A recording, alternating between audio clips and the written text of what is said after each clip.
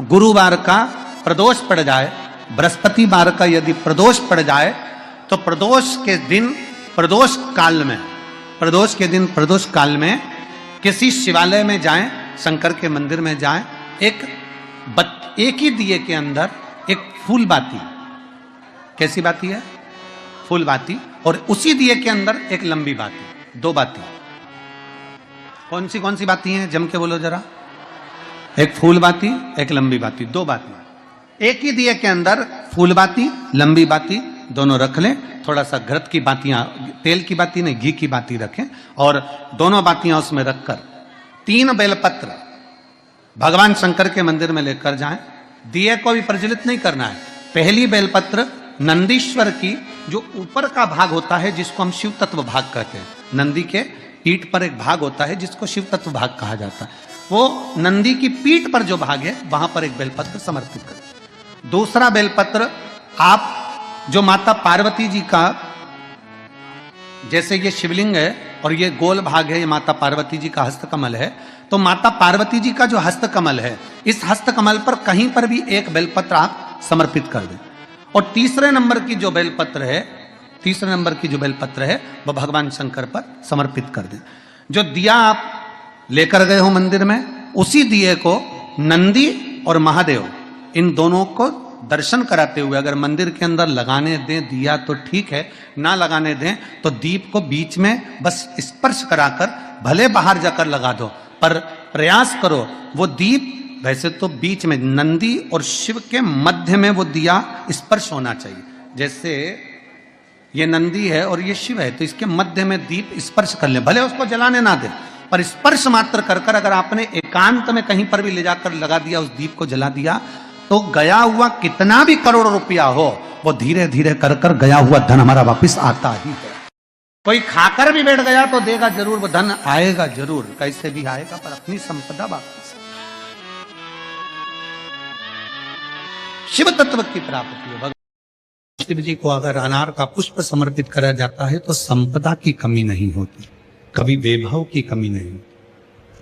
केवल 2 महीना ऐसा होता है, एक होता है वैशाख का महीना, एक होता है ज्येष्ठ का महीना। ये 2 महीने में कभी भी कोई सी भी 2 प्रदोष, किसी भी 2 प्रदोष को ले लो और उसमें अनार का फूल, जो अनार का फल लगता है उसमें फूल भी लगता है, अनार का यदि पुष्प, एक ही पुष्प यदि शंकर के शिवलिंग को समर्पित करा जाए तो कभी, हम तो यहां तक कहेंगे कि कोई बहुत छोटे से छोटा व्यक्ति है, भले हाथ गाड़ी चला रहा है, ठेला गाड़ी चला रहा है, रिक्शा चला रहा है, उसके पास धन नहीं है, बहुत कमजोर है, पैसा नहीं है, बहुत तकलीफ में है, बहुत दुखी है, तो हम तो उससे कहेंगे कि या तो वैशाख के महीने में या ज्येष्ठ के महीने में कोई भी 2 प्रदोष को अनार का पुष्प यदि वो समर्पित कर देता है तो निश्चित है उसके घर में वैभव संपदा बढ़ना प्रारंभ हो जाती है, कार्य में उन्नति है। शिव कथा कहती है नंदी का एक पांव जो ऊपर होता है, आप लोग दर्शन करे होंगे शंकर जी के मंदिर में नंदी के, तो नंदी का एक पांव उठा हुआ होता है, एक पांव नीचा की ओर होता है।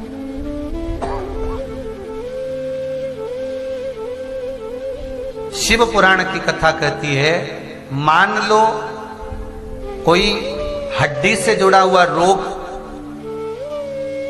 नेत्रों से जुड़ा हुआ, मस्तिष्क से जुड़ा हुआ कोई रोग रहता है, तो एक नीले कलर का फूल आता है महाराज, उस फूल में हल्दी डालकर गुरुवार का प्रदोष पड़ने पर जो नंदी के पांव के पास समर्पित कर देता है महाराज, उसका रोग धीरे धीरे समाप्त होने लगता है। लिंग पुराण कहती है कि नंदीश्वर भगवान के सामने जो पुष्प समर्पित करा जाता है उसको, ये तो लिखा था स्कंद पुराण और शिव पुराण, लिंग पुराण कहती है जो फूल आपने समर्पित करा उसको लाकर पानी की बाल्टी में डालकर आप स्नान भी कर सकते हो, उससे भी हड्डी के जितने रोग होते हैं उसमें आराम लगने लगता है। जैसे कहीं शरीर नहीं चल रहा, हाथ झुन्न पड़ रहा है, हाथ काम नहीं कर रहा, हाथ में झुनझुनी आ रही है, कंपन आ रहा है, उसमें भी ये प्रयोग काम, पर होना चाहिए बृहस्पतिवार की प्रदोष। कौन से वार की? बृहस्पतिवार गुरुवार के प्रदोष। किसी व्यक्ति ने अपनी जिंदगी में एक नियम बना लिया कि मुझे प्रदोष के दिन बाबा देवाधिदेव महादेव को एक कमल का पुष्प चढ़ाना। और कई मौसम ऐसा होता है कि उसमें कमल का पुष्प नहीं मिलता, तो कमल गट्टा बाजार में मिलता, देखा है आप लोगों ने, काला कलर का होता है कमल गट्टा। एक कमल का गट्टा भी यदि देवाधिदेव महादेव को, यदि कोई कितना भी दरिद्र है, कितना भी गरीब है, उसका कोई व्यापार नहीं, कोई व्यवसाय नहीं, कोई नौकरी नहीं, कोई चाकरी नहीं, कितना भी परिस्थिति से मारा हुआ व्यक्ति है, अगर उसने प्रदोष नियम बना लिया, प्रत्येक 12 महीने का मैं नियम लेता हूं और पूरे 24 प्रदोष मैं बाबा को कमल का, जिस समय पर कमल का पुष्प मिल जाए उस समय पर कमल का पुष्प चढ़ाओ, ना मिले तो कमल गट्टा चढ़ाओ। पर जिसने प्रदोष का नियम बना लिया, एक साल पूरा नहीं होगा और मेरा बाबा उसका हाथ पकड़कर उसको मंजिल तक पहुंचाना पड़ा। कितना भी दरिद्र, कितना भी दरिद्र। ये लोमश ऋषि की कथा कहती है, ये लोमश बाबा का चरित्र कथा, कितनी भी गरीब परिस्थिति क्यों ना हो, कितना भी दरिद्रपन क्यों ना हो, कुछ नहीं घर में। प्रदोष के दिन संभेश्वर महादेव का नाम, 7 कनेर के पुष्प, कितने कनेर मालूम है? कनेर के 7 फूल, एक बेलपत्र। जिस समय पर कनेर का फूल बेलपत्र के साथ चढ़ाया जाएगा तो 7 कनेर के पुष्प सीधी बेलपत्र पर आपको रखना। 2-3 प्रदोष कर देखना। अगर कोई आपसे कहे कि आपका भाग्य ठीक नहीं चल रहा, आपकी किस्मत ठीक नहीं चल रही, आपके ग्रह ठीक नहीं चल रहा है, आप भाग्यशाली नहीं हो, पहले तो वहां से उठ जाओ, उसके बाद देवाधिदेव महादेव के पास 7 कनेर के पुष्प एक बेलपत्र में रखकर नंदीश्वर के पास में बैठकर श्री शिवाय नमस्तुभ्यम बोलकर अशोक सुंदरी वाली जगह पर स्पर्श कराकर भगवान शंकर पर 7 फूल के साथ बेलपत्री की डंडी अशोक सुंदरी की साइड हो, ऐसा स्मरण करते हुए शिव को समर्पित कर दे। वही बेलपत्री 5 बार नमः शिवाय या पंचाक्षर मंत्र, षडाक्षर मंत्र या श्री शिवाय नमस्तुभ्यम बोलकर वही बेलपत्री 3 प्रदोष, 4 प्रदोष, 5 प्रदोष, 2 प्रदोष, जितने प्रदोष आप चढ़ा रहे हैं प्रदोष काल में, वो बेलपत्री लाकर अपने कक्ष में अपने पूजन वाली स्थान पर रखते जाओ। एक बेलपत्री एक प्रदोष पर लाओगे, अगला प्रदोष आएगा, कितना अंतर पड़ता है आपके भाग्य बदलने में, आपको खुद मालूम पड़ जाएगा कि आपकी किस्मत कैसे बदल। मेहनत आपको करना है, श्रम आपको करना है, आपको लगाना, और बेलपत्री और कनेर का पुष्प शिव चालू करो प्रदोष चढ़ाना। प्रदोष के समय पर अगर मान लो कोई भिखारी से भिखारी व्यक्ति भी है जो ठेला चला रहा है, उसके पास में खाने के लिए कुछ नहीं है, फटे कपड़े पहन रहा है, उसकी जिंदगी में कुछ भी नहीं बचा और कर्जे में लदालूम हो गया, एक चावल का दाना अगर वो प्रदोष के दिन, प्रदोष काल में शाम के समय पर शंकर के शिवलिंग पर चढ़ा देता है तो 3 या 4 प्रदोष में उसका कर्जा चूकना प्रारंभ हो जाता है। प्रदोष का विधान। शादी के हो गए 40 वर्ष, शादी के हो गए और औलाद है ही नहीं, डॉक्टर ने भी हाथ, तब आखिरी में एक काम चालू करो, प्रदोष का दिन दोनों पति पत्नी व्रत चालू कर दो प्रदोष का, और प्रदोष काल में शाम के समय जाकर एक ही दिए में 2 लंबी बाती जानते हो ना, रुई की लंबी कपास की बाती, दोनों बाती एक ही दिए में रखकर पति पत्नी दोनों उसको प्रज्वलित करना प्रारंभ करें, बाबा संतान देकर ही रहेगा, औलाद आएगी ही। प्रदोष काल का दीप, प्रदोष काल की आराधना, प्रदोष काल की साधना और प्रदोष काल में परमात्मा का लिया गया नाम हमारे करोड़ों करोड़ों करोड़ों करोड़ों पुण्य को प्रबल कर देता है और हमारे पाप को छिन्न कर देता है। हमारे पाप। एक निवेदन आप सबसे ध्यान करिएगा, सब जगह भटक लिए, सारी दुनिया में जाकर बोलिया है, जगह जगह जाकर प्रार्थना कर ली, निवेदन कर लिया, तो भी तुम्हारा अगर कोई काम ना बने तब एक काम जरूर करना, एक बेलपत्र, एक शमी पत्र, एक कनेर का फूल देवाधिदेव महादेव को प्रत्येक प्रदोष के दिन शिवजी को जल चढ़ाकर समर्पित करना प्रारंभ कर दो। 2 या 3 प्रदोष निकलेगी, मेरा देव अधिदेव महादेव तुम्हारी झोली खुशियों से भर दे निश्चित। एक बेलपत्र, एक शमी पत्र और एक कनेर का पुष्प भगवान शिव को प्रदोष की प्रदोष बाबा देवादिदेव महादेव को जल चढ़ाकर देना पड़ेगा।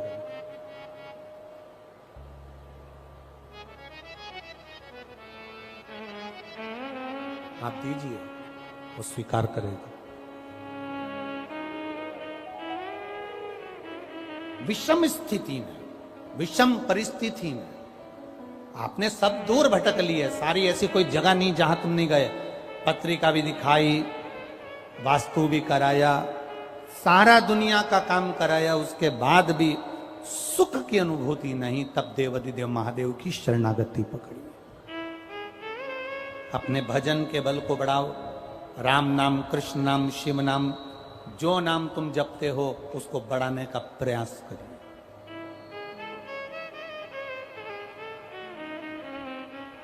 उस भजन के बल को बढ़ाने का प्रयास करिए। चंद्रदेव, अब तुम शिव के पास जाओ। चंद्रदेव भगवान शंकर के धाम कैलाश पर पहुंच गए, जहां पर भगवान शिव तो तप साधना में लीन थे। चंद्रदेव को मेरे भोलेनाथ जी ने देखा भी नहीं, क्योंकि वो अपनी तप साधना में लगे थे, भजन में लगे थे, अपनी तप साधना में लीन थे, ध्यान नहीं दिया। अब एक बात ध्यान रखेंगे, शिव जी का पशुपति व्रत करा, सोमवार का व्रत करा, प्रदोष का व्रत करा, सावन के सोमवार करे, उसके बाद भी भोलेनाथ जी नहीं सुने, तो ये मत सोचना कि मैं भोलेनाथ जी का पशुपति व्रत नहीं करूंगी, अब मैं सावन के व्रत नहीं करूंगी, अब मैं भगवान की पूजन नहीं करूंगी, अब मैं शंकर जी के मंदिर में जाकर 1 लोटा जल नहीं चढ़ाऊंगी, ये कभी मत सोचना। बल्कि ये सोचना कि मैंने जो आराधना करी, मैंने जो पूजन करी, मैंने जो व्रत करा, मैंने जो तप साधना करी, हो सकता है उसमें कोई कमी रह गई हो, इसलिए दूसरी बार करूंगी, तब मेरा महादेव मेरी मनोरथ पूर्ण जरूर करेगा। ये निश्चितता के साथ, एक प्रबल विश्वास के साथ, एक प्रबल भरोसे के साथ, एक प्रबल दृढ़ता के साथ मेरे को करना। चंद्रदेव को देवादिदेव महादेव ने नहीं देखा,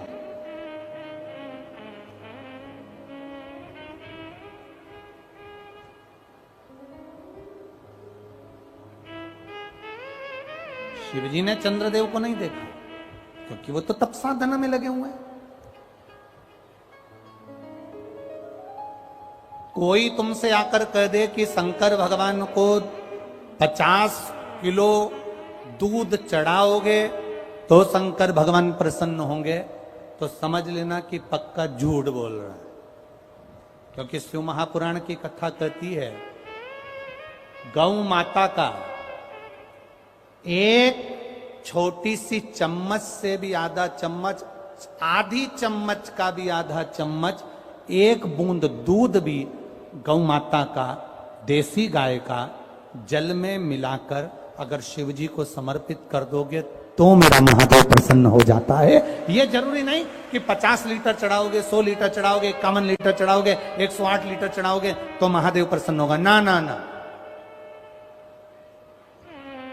शंकर भगवान को रिझाने के लिए तुमको बहुत कीमती शिला की जरूरत नहीं पड़ती, भगवान शंकर को रिझाने के लिए बहुत कीमती पत्थर पाषाण की जरूरत नहीं पड़ती, भगवान शंकर को रिझाने के लिए सोने के आभूषण की जरूरत नहीं पड़ती, भगवान शंकर को रिझाने के लिए तो तुम किसी भी बगीचे की एक मुट्ठी मिट्टी को उठा लो, उसको उसन लो और उसका शिवलिंग बनाकर पूजन कर लो, मेरा महादेव 12 ज्योतिर्लिंग के बराबर स्वीकार कर लेता है।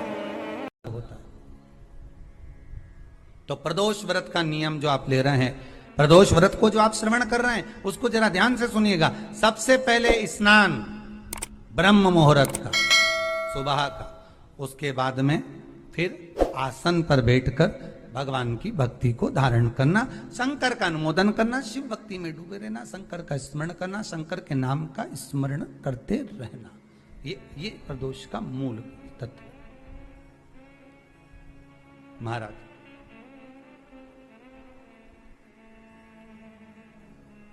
प्रदोष व्रत करने वाले को भोजन नहीं करना चाहिए, ध्यान दीजिएगा। फलाहार करो, उसमें भी नमक का सेवन मत करो। प्रदोष व्रत में नमक का सेवन वर्जित होता है। कारण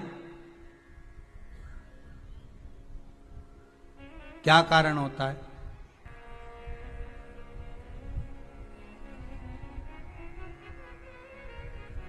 पूजन करें प्रदोष काल में, शिव की आराधना करें,